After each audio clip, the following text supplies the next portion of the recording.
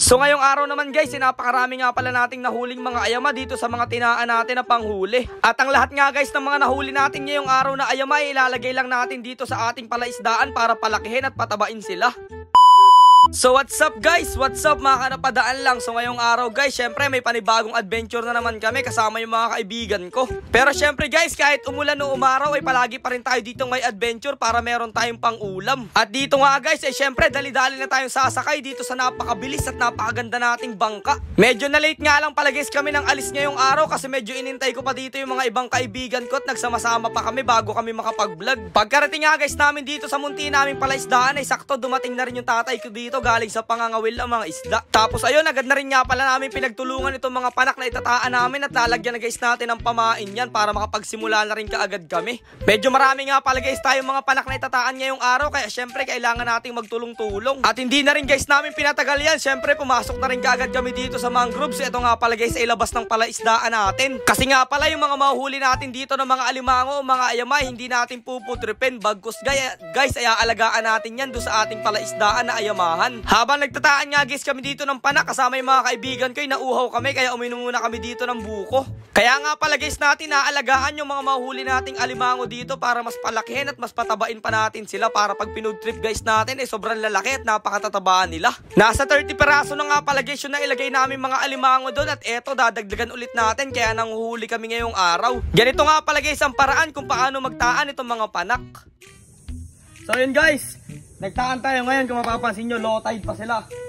So mamaya guys after lang ng mga 4 na oras o 3 babalikan natin yan, high tide na yan at yun papandawin natin. Abangan nyo guys, let's go!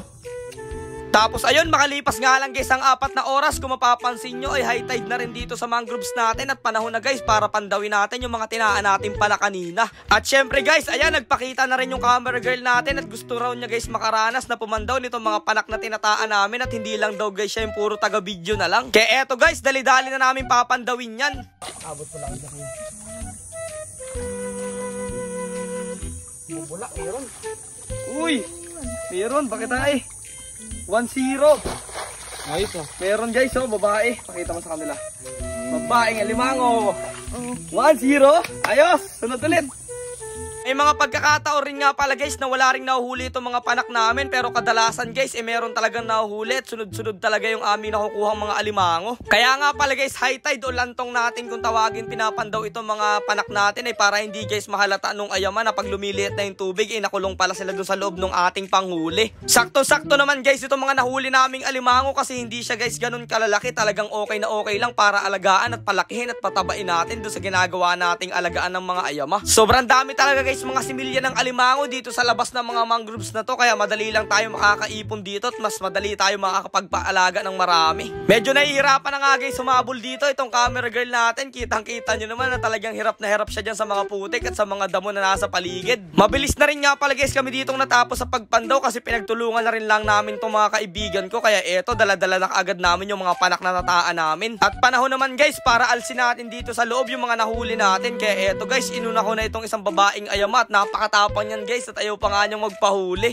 Kaya ayan medyo mag-iingat tayo dyan kasi napakatalas ng kanyang mga sipit. Paniguradong pag nasipit tayo nyan ay sobrang sakit nyan. Ganito nga lang pala guys ang paraan ng pagtatali namin ng ayama dito sa lugar namin. Dapat pa rin guys mag-iingat kasi napakatalas talaga guys ng sipit nyan. Tapos ayun eto nga pala guys yung mga nahuli natin lahat at eto nga pala guys isang tali na yan ay nahuli pa natin yung kahapon. Pinagsama-sama lang natin para mas marami tayong mailagay at sabay-sabay na silang makagala dun sa ating ginagawang palaisdaan na maliit. Kaya eto na guys, samahan nyo muna akong pakawalan itong mga alimango na to.